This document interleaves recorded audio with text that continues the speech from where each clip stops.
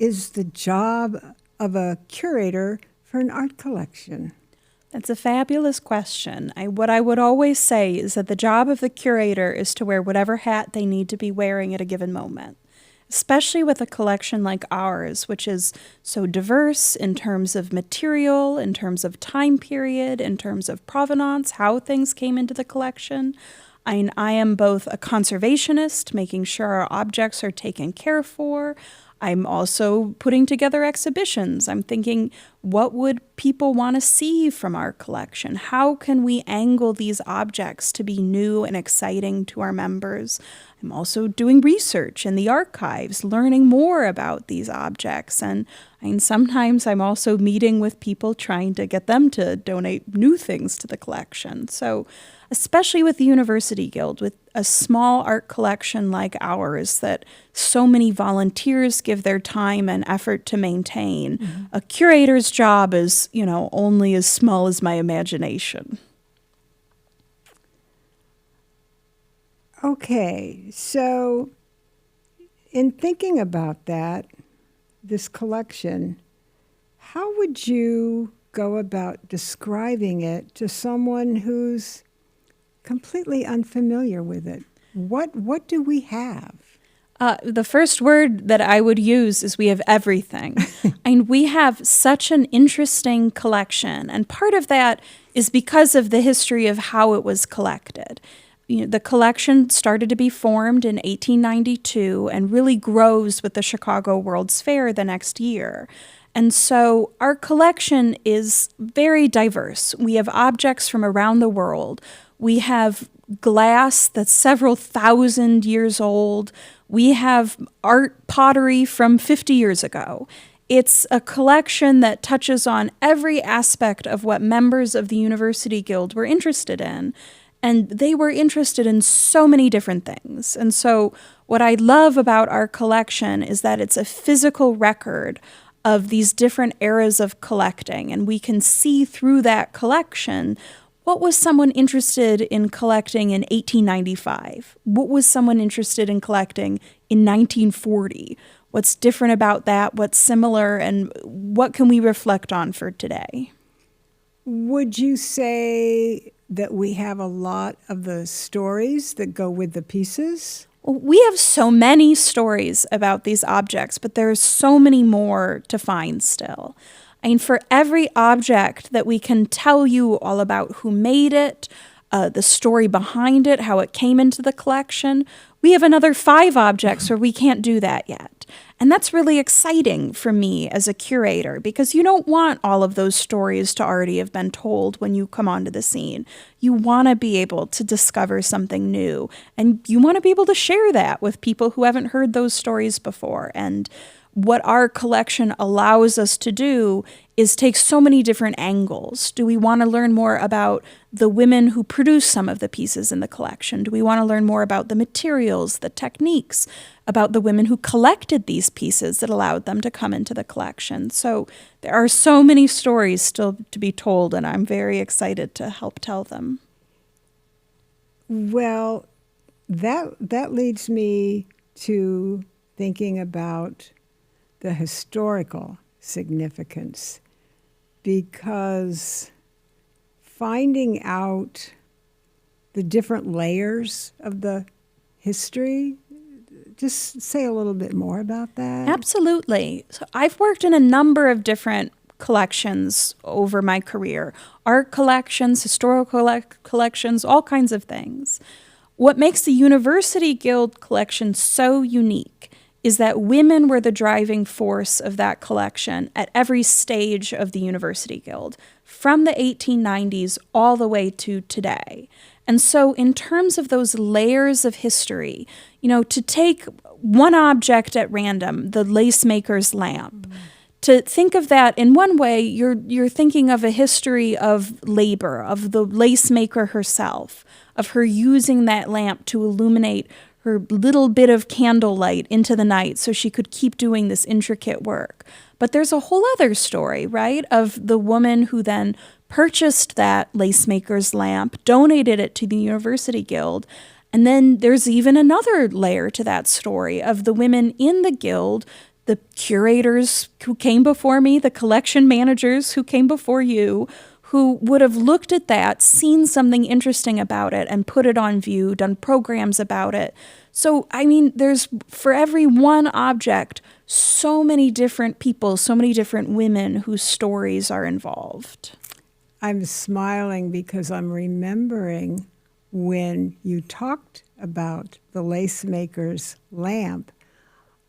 I remember reading about how it was ideal to put snow water inside so that there wouldn't be any residue on the glass.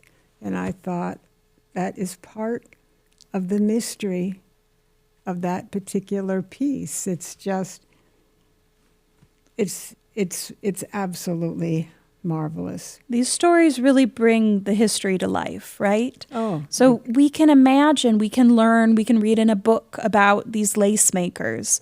But to learn that, to imagine a young woman going outside and filling her, bowl with snow in order to have the purest possible water for her lamp. You can put yourself in her shoes. It gives you access to history in this incredibly personal way that only objects can give us. And so, about this collection, is it still growing? Is it getting bigger? Absolutely, it's still getting bigger. I just last week accepted a new piece for the Guild's collection that's a teeny tiny barrel of needles that was made as a souvenir for the Chicago World's Fair. And it features on the back side of it a image of the women's building at the World's Fair of 1893. And that's, of course, the building that Guild members would have gone to so frequently when they were making their trips down to grow the collection. And so that little object came to us almost at random. A member who comes to many of our events just pulled it out of her purse and showed it to me and asked, is that something we would want? And I found that's how so many things have ended up in the University Guild's collection over the years. And I'm so pleased that that's still happening. I'm so pleased to be another link in that chain of growing the collection.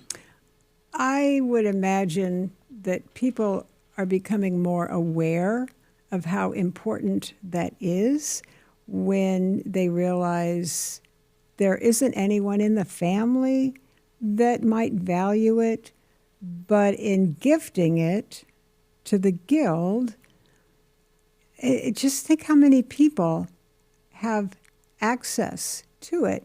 And that leads me to asking you, how does someone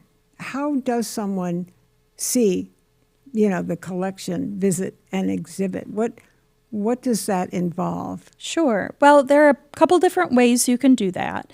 If you want to come in person, and I recommend at some point everyone comes in person to see these objects in their full glory, we have programs the first Monday of every month, except for in the summer. We have a program in the Guild Lounge that's a fabulous time to come check out the collection in person. And additionally, I do several tours over the course of the year where I talk about the exhibition, the objects in more detail. But if, let's say you're not here in the Chicago area, let's say you're, somewhere too far away to come see them in person. Well, on our Facebook page and on our Instagram page, we feature beautiful photos by Bill Burlingham, who is the husband of one of our members, of objects in the collection. And so you can get details that you cannot get in person. So I always recommend people come in person and they follow us on social media so that they can see the objects in person and then see these incredible close-up details. So that would be a way for the students, the university community, and, the nearby suburban areas to take advantage, to come and learn a little bit more. What about the cultural diversity of the collection? Would you say that is it a concentration of Midwest art? Is it global? What about that? Well, I mean, that's the wonderful thing about our collection is it is so diverse in where these objects came from, even from its earliest days, because it was built up around the Chicago World's Fair. I mean, you had the ability to do a grand tour of the world without leaving Chicago. And that's certainly what these women did. And so objects from China and Japan, glass from Murano in Venice, the island off of Venice. And I mean, of course, really beautiful examples of artwork by Chicagoans and by Midwestern artists. All of this has ended up in our collection. And so, we have some areas that are particularly rich. Our East Asian art collection is very rich. Our European decorative arts collection is very rich, as are our American decorative arts. So you can see a wide range of English teapots. You can see a wide range of French paperweights. And there's so much wealth in the diversity of our collection. If you were to set a goal for the collection, for the future of this really amazing collection, what would that goal be? Well, I'll tell you, my goal for the collection is to bring more people in to see it. When the University Guild was founded in 1892, it was founded to bring a better presence of the arts on campus. The women who founded it were worried there was too much emphasis on what we would today call STEM, the hard sciences, mathematics. They were worried that the arts were getting lost in the shuffle on campus. And that's a familiar worry. I hear that all the time from professors, from students, from everyone, that there's not enough emphasis on the humanities. And I would say the University Guild's collection offers an incredible resource, both to Northwestern, to Evanston, to Chicago, to anyone who is interested in history and in these beautiful objects. And I just want to get this resource out to the people who can use it. We don't want to keep it a secret. We don't want to keep it a secret. No. No. So, one more question would be, is there a particular piece of art that resonates with you, Madeline? Well, it's so hard to pick. And I think my answer would change every day, because part of the, wonderful thing about my job is I get to see these objects in new lights, in new angles, every time I'm dealing with them. But if I had to pick one right now, today, I would say there is this incredible art pottery bowl by Edwin and Mary Shearer, a husband and wife couple, who they were artists together. They were complete collaborators. The husband would do the decoration on the vessel. The wife would make the vessels. And for years, until I joined the Guild, we credited that bowl to Edwin Shearer. Mary Shearer was not mentioned in our catalog record. We had no information about her. And so I pick that object as my favorite, both because it's a very, very cool, modern example of art pottery, but also because it's indicative of all of these hidden women in the collection.